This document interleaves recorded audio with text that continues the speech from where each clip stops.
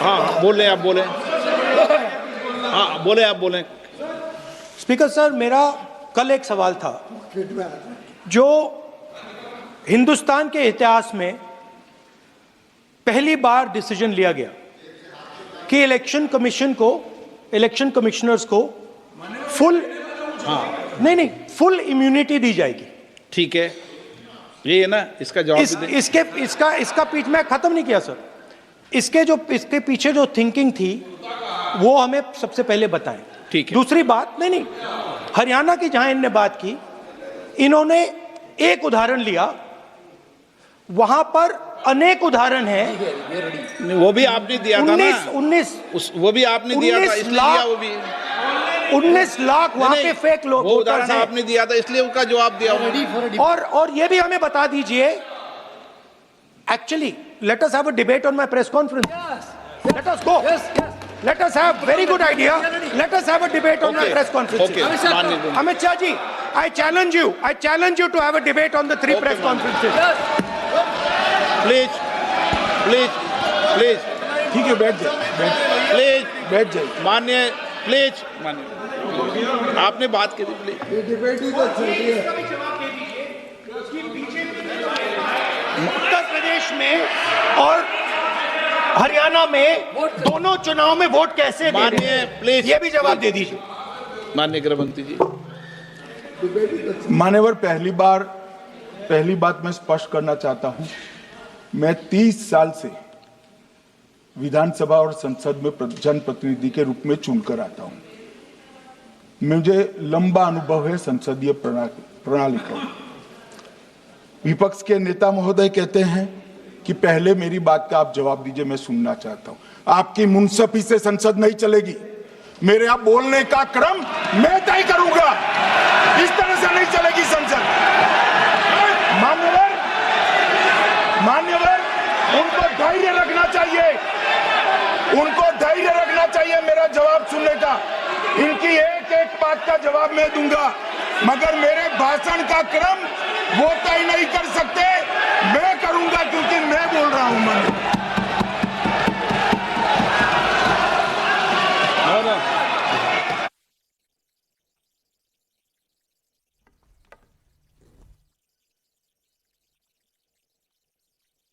एक मिनट गृह मंत्री जी, एक मिनट गृह मंत्री, क्या गलत बोला उन्होंने यही बोला, आपने जो बात उठाई है मुझे कब बोलना है मैं तय करूंगा, यही बोला ना, उसमें क्यों उत्तेजित हो रहे हो आप? हाँ, आपके 2-2 मिनट में खड़े होने से थोड़ी जवाब देते रहेंगे। नो, माननीय गृह मंत्री, नहीं हो, मैं आपको फिर मौका दूंगा, आपको।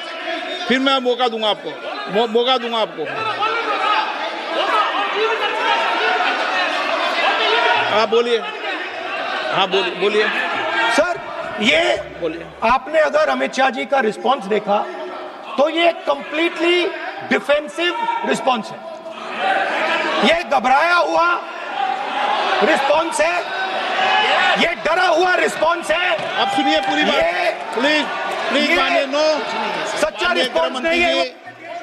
माननीय गृह मंत्री जी, मान्यवर, आपके चेहरे पर बैठो। मान्यवर, आपके चेहरे पर चिंता की लकीरें मैं देख रहा हूं कि मैं क्या बोलूंगा। मैं उनके उकसावे में नहीं आऊंगा, मैं मेरे विषय पर बोलूंगा। मान्यवर, मैंने इतना ही कहा कि मैं मेरे भाषण का क्रम मैं तय करूंगा। मेरे भाषण का पहले क्या बोलना, बाद में क्या बोलना, मैं तय करूंगा। और मैं मानता हूं कि हर एक वक्ता का ये अधिकार है, उनका भी है, मेरा भी है। कल वो बोल रहे तो हम ऐसा थोड़ी ना बोले आप झूठ क्यों बोल रहे हो, हम नहीं बोल सकते साहब। वो माननीय विपक्ष के नेता है, वो बोल सकते अपना भाषण। मान्यवर, और मैंने तो ये भी कहा, मेरा पूरा भाषण छूट कर कुछ बच जाता है तो आप पूछिएगा, मैं जवाब दूंगा, मगर अब धैर्य भी चाहिए और सुनना भी चाहिए, दोनों चीजें करनी पड़ती है। मान्यवर, वोट चोरी का कोहराम बचा। मैं वोट चोरी किसको कहते हैं वो बताना चाहता हूं। वोट चोरी के 3 आयाम हैं। एक तो मतदाता नहीं है, मतलब योग्यता नहीं है, और आप वोटर बन जाते हो तो वोट चोरी माना जाएगा। दूसरा, आप गलत प्रकार से चुनाव जीतते हो तो वोट चोरी माना जाएगा। और तीसरा, जनादेश को डिफाई करते हो, मतलब वोट के विपरीत आप कोई पद प्राप्त कर लेते हो तो भी एक प्रकार से वोट चोरी होता है। अरे सुनो ना, क्यों जल्दबाजी करते हो मानिकम, क्यों? अब मैं 3 वोट चोरी की घटनाएं बताना चाहता हूं। सबसे पहली घटना हुई, आजादी के बाद देश का प्रधानमंत्री तय करना था। तय कौन करना था? तो उस वक्त के जितने प्रांत थे इसके कांग्रेस के अध्यक्षों ने, उनके एक एक वोट से तय होना था। अब 28 वोट श्री सरदार पटेल को मिले और 2 वोट जवाहरलाल नेहरू जी को मिले।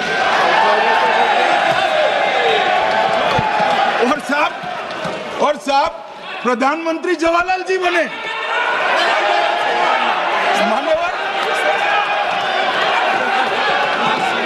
मान्यवर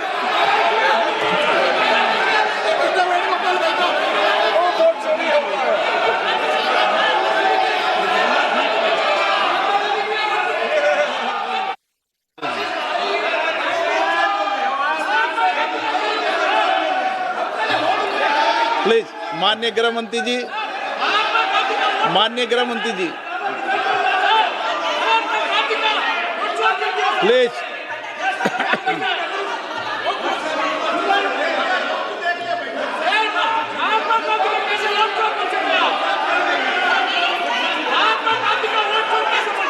बैठो बैठो, बैठिए माने, प्लीज प्लीज प्लीज।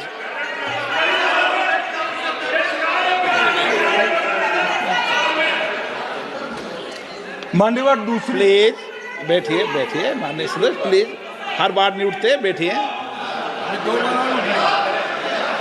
मान्यवर दूसरे प्रकार की वोट चोरी और नैतिक तरीके से चुनाव जीतना, ऐसी वोट चोरी भी भूतकाल में एक बार हुई थी। श्रीमती इंदिरा गांधी रायबरेली से चुनी गई। इलाहाबाद हाईकोर्ट में श्री राजनारायण पहुंचे कि चुनाव नियमों के अनुसार नहीं हुआ। इलाहाबाद हाईकोर्ट ने ये तय कर दिया कि श्रीमती गांधी ने उचित तरीके से चुनाव नहीं जीता है, हम इसको रद्द कर देते। मान्यवर, ये भी वोट चोरी थी, बहुत बड़ी वोट चोरी थी।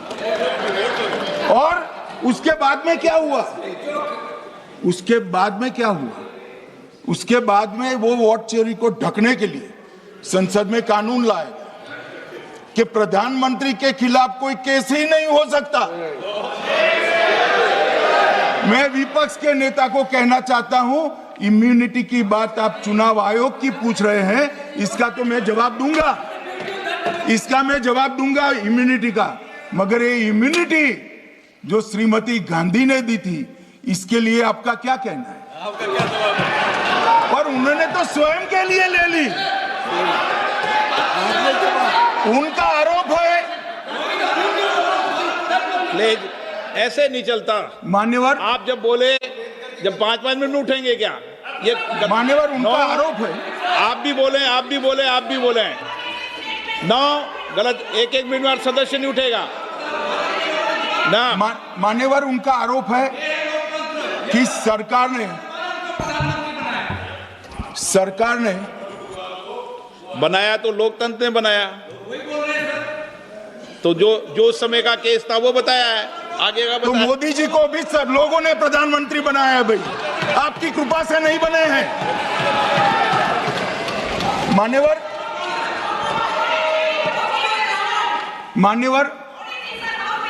नो प्लीज, से मानित तरीका ठीक नहीं है आपका, 2-2 मिनट में उठना। मान्यवर, विपक्ष के नेता ने कहा कि आपने चुनाव आयुक्तों को इम्यूनिटी दी। इनका आरोप सत्य नहीं है, मैं इसकी बात बाद में करता हूं। परंतु हमने तो चलो मानो चुनाव आयुक्त को इम्यूनिटी दी, श्रीमती गांधी ने तो अपने आप को इम्यूनिटी दी। और फिर जब ये संवैधानिक सुधार के वायरस चैलेंज हुए तो वो केस जीतने के लिए 2, 3 और 4 नंबर के सर्वोच्च न्यायालय के जज को बाईपास कर चौथे नंबर के जज को चीफ जस्टिस बनाया और वहां केस भी जीत लिया। और मान्यवर, ये तो इतिहास है, कौन झुठला सकता है? इनको कोई पढ़ाता नहीं है इतिहास, ये तो इतिहास है, सर्वोच्च अदालत और संसद के रिकॉर्ड में रखा हुआ इतिहास है। इसके खिलाफ लल्लन सिंह जैसे कितने लोग पूरा जीवन लड़े बिहार में, इमरजेंसी के खिलाफ जेल में गए, लाखों लोग गए। और तीसरी वोट चोरी कहना चाहता हूं, तीसरी वोट चोरी का प्रकार मैंने बताया था कि योग्यता नहीं है और मतदाता बन जाना। अभी एक वाद पहुंचा है, वाद मतलब डिस्प्यूट पहुंचा है दिल्ली की सिविल अदालत में। उसमें डिस्प्यूट ये है कि सोनिया गांधी जी इस देश की नागरिक बनने से पहले मतदाता बने।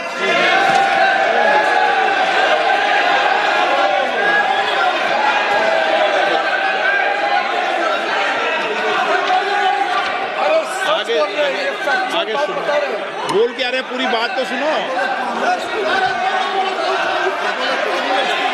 मान्यवर,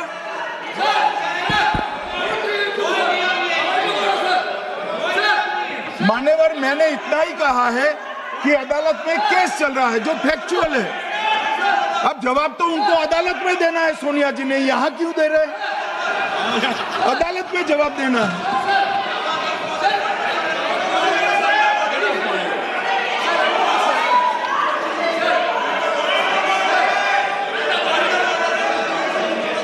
बीच के भाषण में पॉइंट ऑफ ऑर्डर नहीं होता। नहीं है सर, मुझे याद है जो माननीय सदस्य नहीं है, ये 352 ये रहा, 352 टेबल पे रहता है, मुझे वहां याद है 352। Home Minister is speaking about an issue which is pending in a court. Actually, what happens is, Rosaville Court, some senior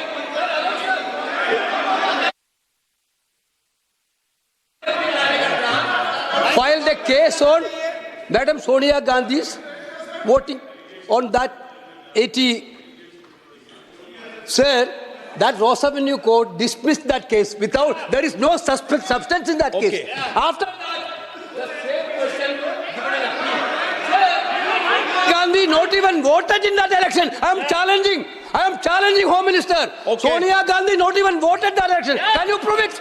Can you prove it? Sir, misleading statement a Home Minister doing. Sir, you are. What is this, sir? एक minute please दादा, एक minute please.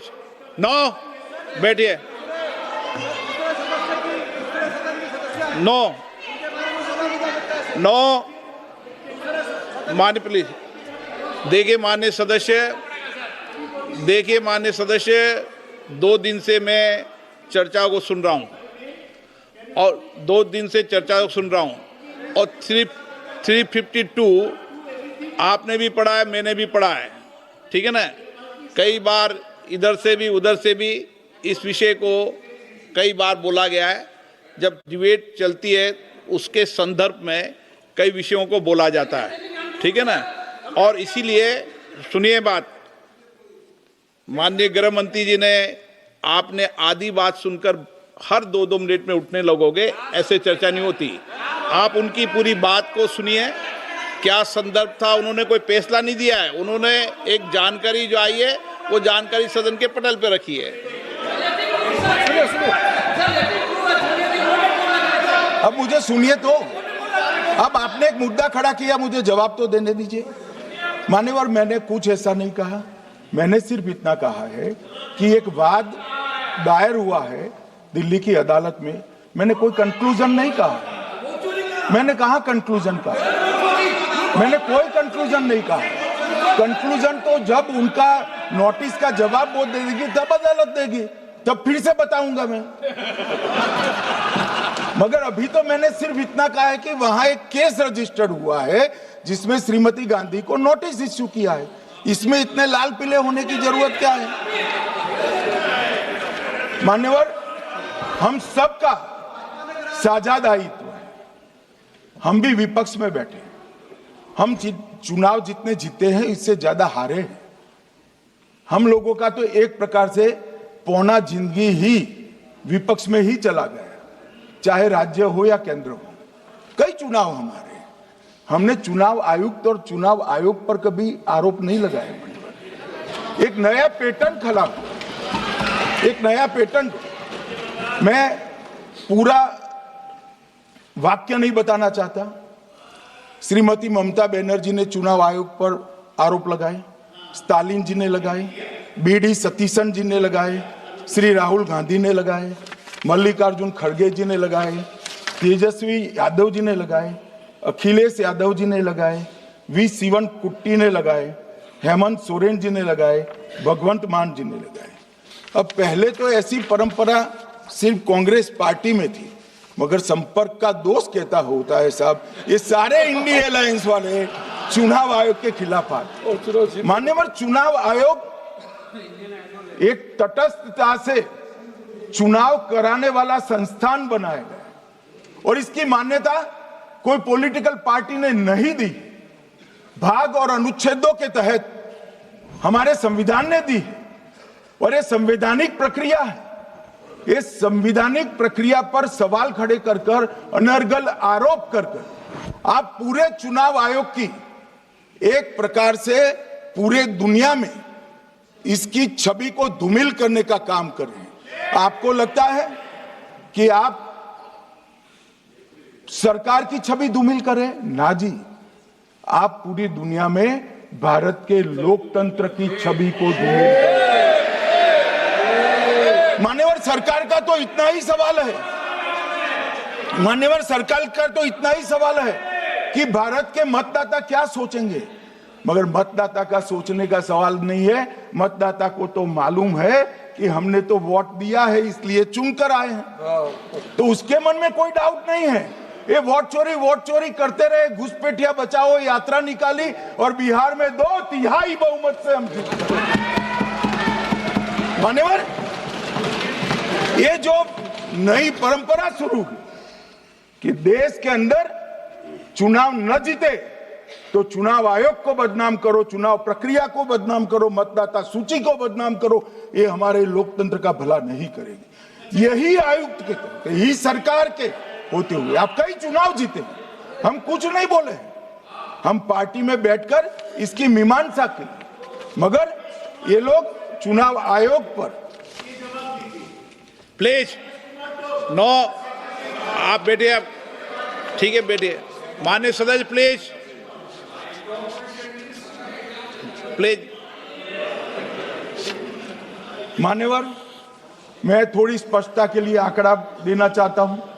मई 14 में श्रीमान नरेंद्र मोदी इस देश के प्रधानमंत्री बने, तब से उनको आपत्ति है। तो एनडीए क्या क्या जीती?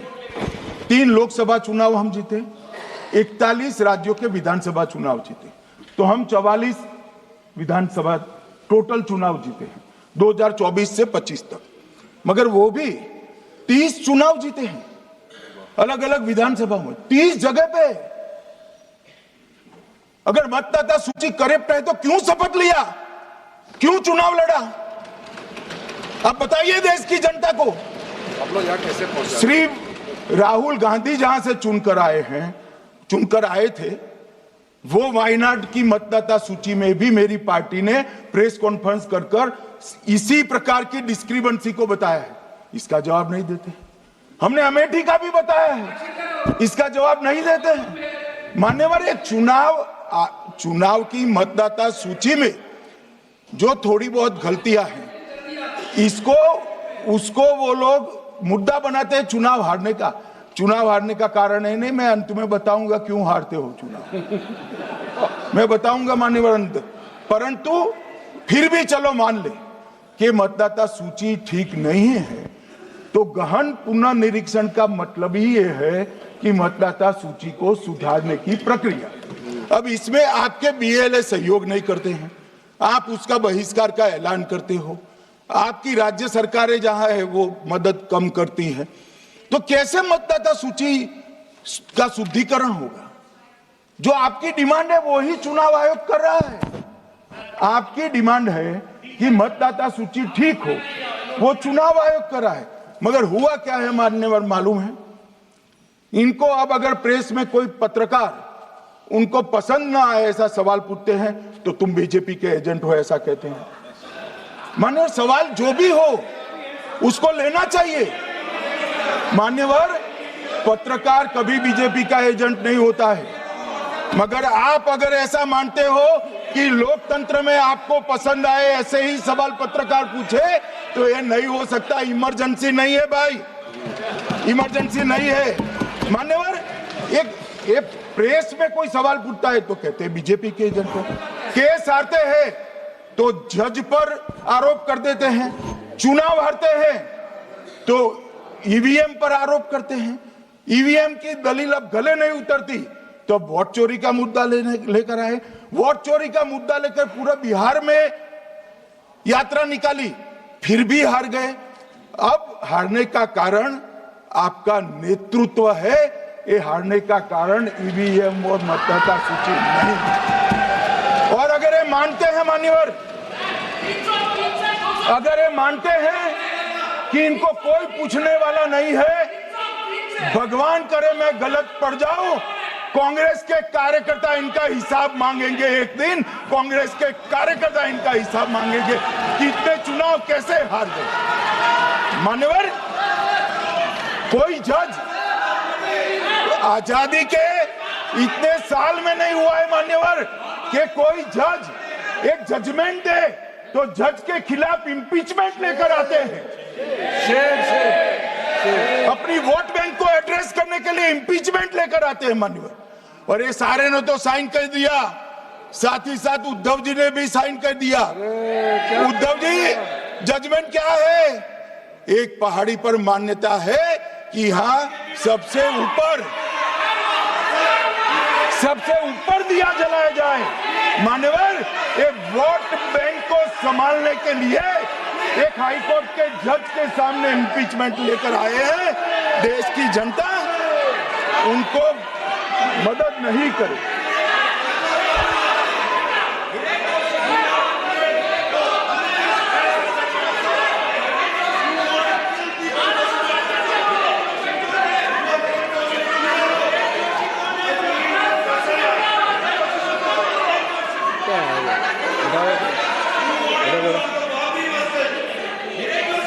Please no. माननीय गृह मंत्री जी, गौरव जी बैठ जाइए। नया मुद्दा शुरू हो रहा है। प्लीज अरे भैया प्लीज मेरी बात सुनो ना। माननीय गृह मंत्री जी, माननीय गृह मंत्री जी, माननीय गृह मंत्री जी, नया मुद्दा शुरू हो रहा है, फिर से खड़ा होगा होना। आप बैठ जाइए प्लीज। No no,